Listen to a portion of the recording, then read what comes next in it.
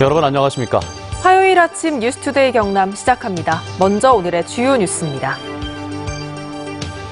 김경수 도지사가 LH 혁신안에 대한 경남의 후속 대책을 처음으로 제안했는데 LH 인력 감축에 상응하는 수도권 공공기관 이전을 요구했습니다. 경남에서도 8월 중순부터 전면 등교가 시행되는데 과밀 학급에 대한 대책은 충분하지 않아 우려의 목소리가 나오고 있습니다. 본격적인 장마철을 앞두고 지난해 붕괴된 피해 현장을 찾아 복구가 제대로 이루어지고 있는지 점검했습니다. 민선 7기 3년을 맞아 단체장들의 공약을 점검하는 순서. 오늘은 백두현 고성군수와 함께합니다. 김경수 도지사가 정부의 LH 혁신안에 대해서 직원들의 부동산 투기는 근절해야 하지만 LH 역할 축소와 분사로 인한 다른 지역 이전에는 반대한다고 입장을 분명히 밝혔습니다. 또 LH 인력 감축에 상응하는 수도권 공공기관 이전을 요구하기로 했습니다. 이준석 기자입니다. LH 사태 이후 처음 진주 본사를 찾은 김경수 도지사.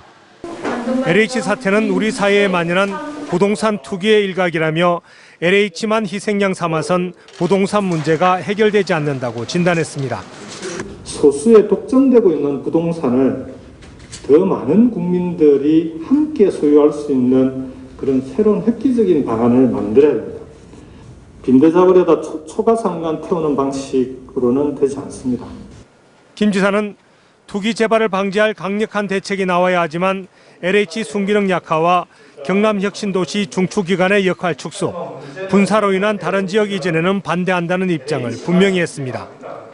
정부 혁신안대로 LH 인력을 2,000명 감축하면 2개 이상의 공공기관이 사라지는 것이라며 LH 연구원 등의 경남 이전이 필요하다고 지적했습니다. 또 LH 신규 채용 중단으로 인한 취업 준비생의 피해 최소화를 위해 이전 기관의 전체 채용 규모 유지를 정부에 요구했습니다. 이와 함께 반쪽 자리에 머무는 혁신도시의 도약을 위해 전담 조직을 구성해 혁신도시 시즌2를 본격적으로 추진하기로 했습니다. 혁신도시가 시도 단위가 아니라 불경 권역 단위로 발전해 나갈 수 있는 그런 새로운 발전의 계기로 만들 수 있도록. 한편 LH 노조는 정부가 부동산 정책 실패를 LH 노동자들에게 전가하고 있다며 혁신안 반대를 위한 천막 농성을 시작했습니다. 현장에서 묵묵히 일해왔던 선량한 노동자들에게 책임을 전가시키는 행위로밖에 볼 수 없는 것이거든요. 정부가 오는 8월 LH 혁신을 위한 조직 개편안 발표를 예고한 가운데 LH를 둘러싼 대응도 빨라지고 있습니다. MBC 뉴스 이준석입니다. 경남교육청은 여름방학이 끝나는 8월 중순부터 유치원을 포함해 초중고등학교에 전면 등교를 시행한다고 밝혔습니다. 하지만 아직 과밀 학급에 대한 대책이 마련되지 않아서 코로나19 방역에 대한 우려의 목소리도 있습니다. 부정석 기자가 보도합니다. 창원의 한 중학교, 학생 수 200여 명으로 소규모 학교 지침에 따라 지난 3월부터 등교 시간을 조정해 전면 등교를 시작했습니다.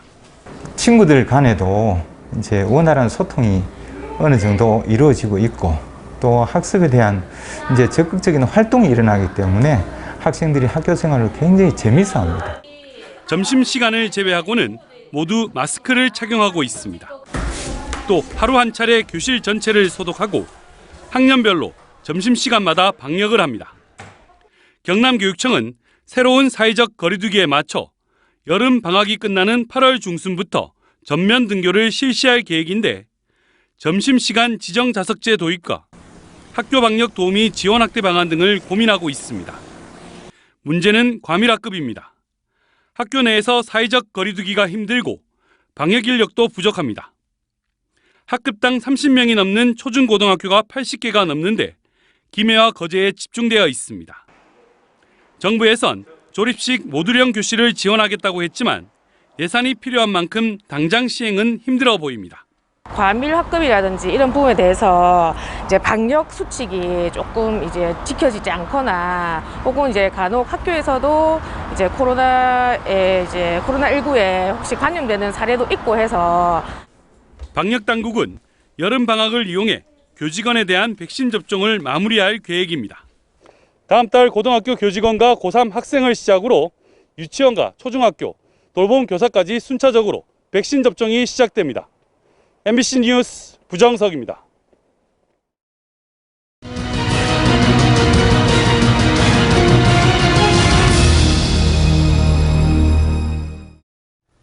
본격적인 장마철을 앞두고 MBC 경남은 산사태 등 붕괴 현장의 안전을 점검하는 기획 보도를 마련했습니다. 그 첫 번째 순서로 지난해 붕괴된 피해 현장을 다녀왔는데요. 1년이 지난 지금 복구가 제대로 이루어졌는지 이재경 기자가 취재했습니다. 나무들이 뿌리채 뽑혔고 도로에는 흙더미가 쏟아졌습니다. 인근 축사 내부는 그야말로 아수라장입니다. 추가 산사태에 대비해 축사에 있던 가축들도 이동시킵니다. 지난해 8월 이틀 동안 최대 400mm가 넘는 폭우가 쏟아지면서 거창군의 한 야산에서 산사태가 발생했습니다. 쏟아진 토사에 경운기를 타고 가던 83살 백모 씨가 매몰돼 숨졌습니다. 10개월이 지난 지금은 어떨까? 현장을 찾아가 봤습니다. 당시 인명사고가 났던 현장입니다. 사고 현장에는 추가 산사태를 막기 위해 이처럼 토사를 막을 수 있는 돌수로가 설치됐습니다. 산 비탈길에는 사방댐이 설치됐는데 한편에선 중장비가 투입돼 공사가 한창입니다. 농어촌 공사에서 토사 유실을 막기 위한 잔디 심는 작업이 진행되고 있는 겁니다. 장마철을 코앞에 둔 상황이다 보니 인근 주민은 여전히 불안해하고 있습니다. 비만 오면 항상 불안하죠. 그렇게 이제 안고 사는 거지요. 그리고 이제 이런 피해는 두 번 다시 없어야 되죠. 그게 제 바람입니다. 다른 붕괴 현장도 마찬가지. 최근 잦은 비와 철근 등 자재 수급 문제 등으로 복구 작업은 이달 말에서야 끝날 예정입니다. 아무래도 이 산사태는 이 보상이 되지 않는 관계로 전부 다 토지 소유자한테 동의를 받아야 됩니다. 저희가 사업을 하는데 가장 어려운 게 동의받는 관계입니다.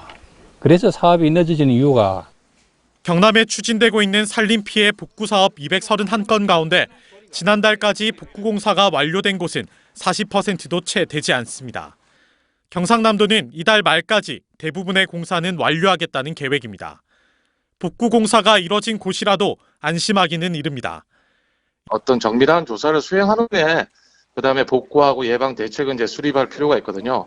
근데 요즘에 하는 거 보면 빨리 이제 복구를 해가지고 뭔가 이제 보여주기식 하는 그런 것 등이 좀 보이고 있어서 이르면 이번 달 말부터 본격적인 장마가 예고된 만큼 보다 더 발빠르고 안전한 대책 마련이 시급해 보입니다. MBC 뉴스 이재경입니다.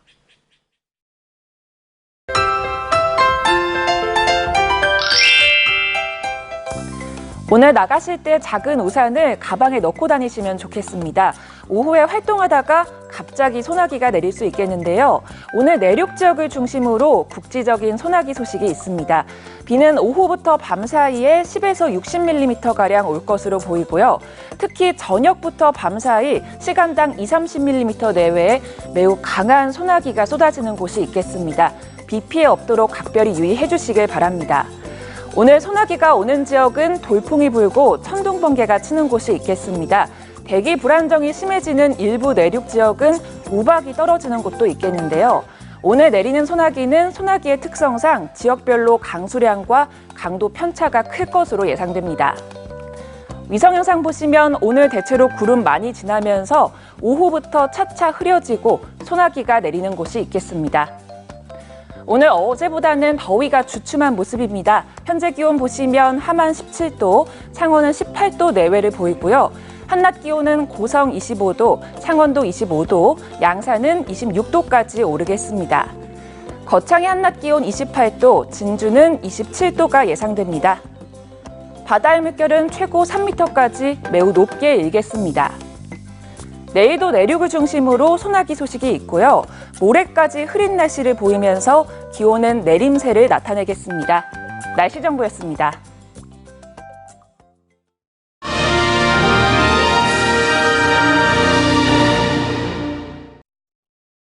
MBC 경남은 민선 7기 3년을 맞아서 경남의 단체장들을 릴레이로 만나보고 있습니다. 오늘은 백두현 고성군수 초대해서 자세한 이야기 들어보겠습니다. 군수님 안녕하십니까? 예, 반갑습니다. 네, 반갑습니다. 3년 전에 제시하신 여러 공약 가운데 다른 지역과 차별화된 공약이라고 하면은 이런 청소년 정책을 꼽아볼 수 있을 텐데 이게 실제로 성과로도 이어지고 있는지도 궁금합니다. 경남의 교육장님들이 항상 하시는 말씀, 청소년 정책과 교육만큼은 경남에서 고성이 얻듭니다. 교육비 예산 지원 또한 경남에서 고성군이 제일 많이 한다. 고성은 교육의 르네상스 시대를 열어가고 있다라고 말씀들 하십니다. 고성군은 전국 최초로 만 13세부터 18세까지 청소년들에게 매달 5만 원, 7만 원씩 청소년 수당을 지급하고 있습니다. 정말 재미나는 것은 그 학생들이 제일 많이 사용하는 곳이 서점입니다. 어떤 학생들은 동영상을 찍어서 저에게 보내옵니다. 군수님, 용돈 잘 쓰겠습니다. 훌륭한 사람들이 되어서 고성에 꼭 필요한 사람이 되겠습니다. 또 어떤 학생은 자기 꿈이 중국집 요리사인 것 같습니다. 자격증 따면 군수님에게 제일 처음 짜장면 대접하겠습니다. 고성은 이런 곳입니다. 네. 학생들에게 그렇게 문자도 받으십니까? 인기가 너무 좋습니다. 예. 그런데 군수 당선 이후에 공약검증위원회를 꾸려서 예. 일부 공약을 폐기하기도 했습니다. 예. 특별한 이유가 있을까요?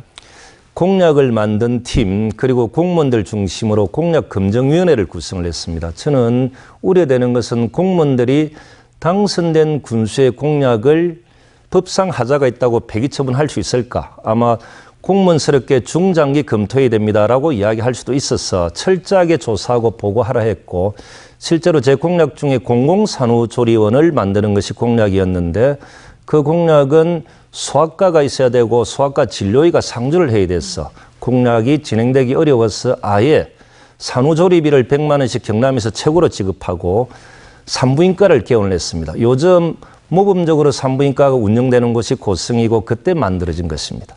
네. 또 3년 전에 69개라는 꽤 많은 공약을 약속을 하셨는데 예. 많은 이행률을 보이고 있긴 하지만 아직 남은 것들도 있지 않습니까? 맞습니다. 남은 임기 동안 다 이뤄낼 수 있을지 좀 전망도 들어보고 싶습니다. 무인항공기 투자 선도지구로 지정되면서 무인항공기의 메카 고성군이 되었습니다. 카이 항공기 날개 공장도 유치를 했고 스마트 양식 클러스터 산업을 선정이 되면서 대한민국 최대의 육상양식장을 고성군에 지금 만들고 있고 그쪽에서 생산된 바리류, 열대 어류를 중국과 동남아로 수출하는 수출 전진기지 고성군. 그리고 제일 좀 의미 있는 것은 남부 내륙철도 고성역사를 유치해서 이제는 고성역에서 출발해서 서울로, 평양으로, 중국으로, 러시아로, 유럽으로 출발하는 출발지가 고성이 되는 겁니다. 남은 1년 동안 남아있는 저희들이 추진해야 될 공약들도 하나하나 마무리하도록 하겠습니다. 예. 그 고성군의 상조감을 비롯해서 아름다운 곳들이 많이 있잖아요. 예. 그를 뒷받침하기 위해서 이제 양질의 호텔 같은 숙박시설도 필요할 것 같습니다. 하지만 이제 고성군의 유스호스텔 건립 사업이 약간 지연이 되고 있단 말이죠. 어떤 이유가 있을까요? 통영시장님이 항상 저 만나면 전국대에 많이 유치해서 고맙다라고 인사합니다. 고성은 숙박시설이 부족하다 보니까 통영으로 많이 갑니다.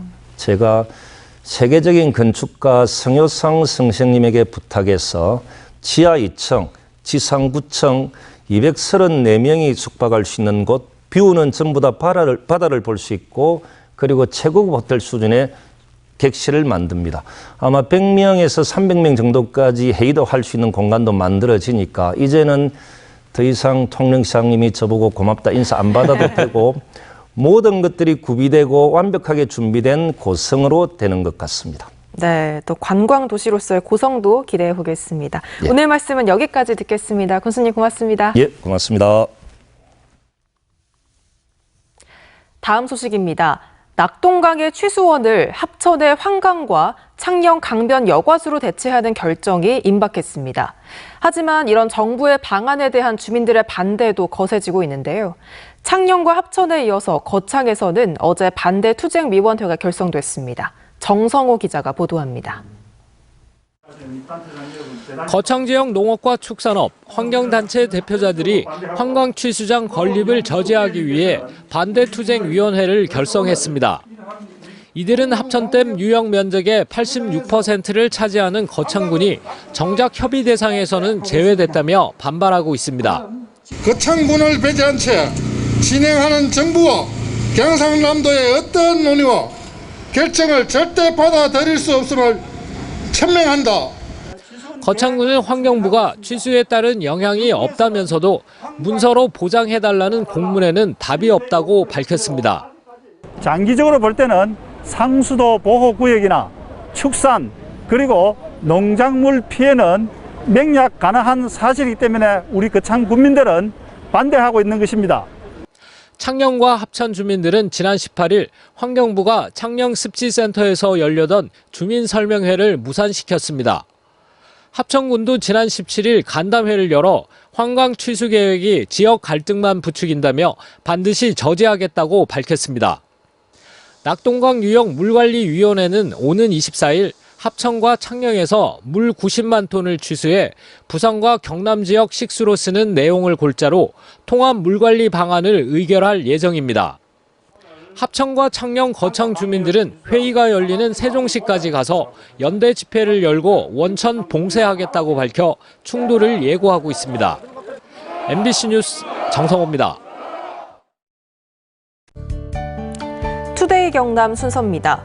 진주시립교향악단 제87회 정기연주회가 오늘 오후 7시 30분 경남문화예술회관에서 열립니다. 지리산 아트팜 여름 전시회 제막식이 오늘 오후 2시 하동군 지리산 아트팜에서 진행됩니다.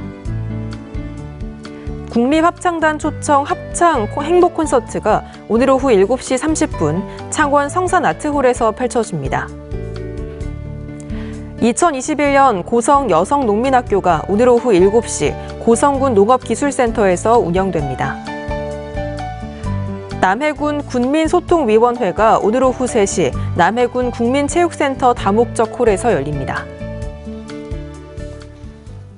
경남 18개 시군 단체장들이 대우조선 매각 철회와 원점 재검토를 촉구하는 내용의 공동 성명을 채택했습니다. 경남 18개 시군 단체장들은 성명에서 유럽연합이 합병의 승인 조건으로 제기한 LNG선 시장 점유율 제한은 경남의 대우조선 관련 산업을 침체시켜 실업과 조선산업 생태계 파괴, 경남 경제 파국까지도 불러올 수 있다고 주장했습니다. 환경부가 남강댐 치수 증대 사업은 주민 동의를 받아야 추진할 수 있다는 입장을 밝혔습니다.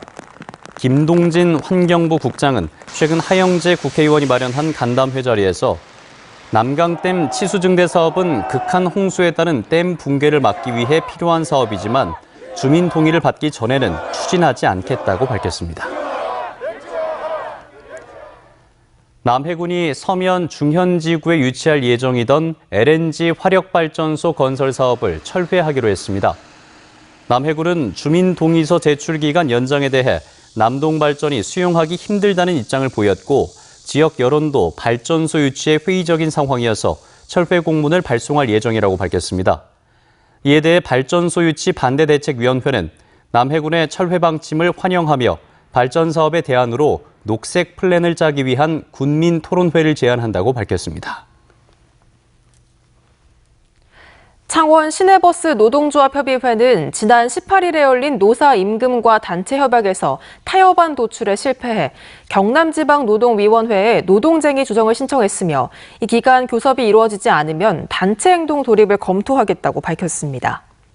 노사는 지난 3월부터 9차례에 걸쳐 임단협을 진행했는데 노조는 6.8% 임금 인상안을 요구했지만 사측은 임금 동결과 함께 호봉제 변경과 정년 연장 삭제 등으로 맞서왔습니다.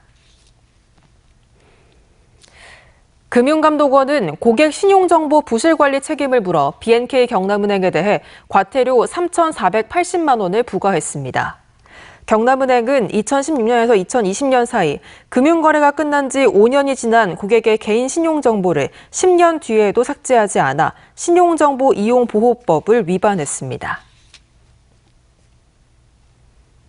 코로나19로 피해를 입은 창원 지역 농업인과 농업 분야 경영 안정을 위해 재해대책 경영자금이 긴급 지원됩니다.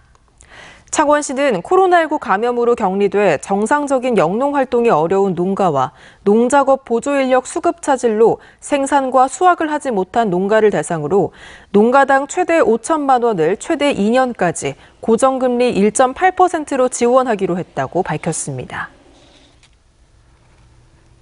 양산시는 도내 최초로 코로나19 선별진료소에 QR코드, 즉 정보문의 인증을 도입해 지난 4월 검사자가 전달보다 5.8배 증가했다고 밝혔습니다. 이전에는 하루 800여 건을 전산에 일일이 입력해야 해서 행정력 소모가 많았지만 QR코드 도입으로 현장에서 신속히 검사를 받을 수 있게 됐다고 양산시는 강조했습니다.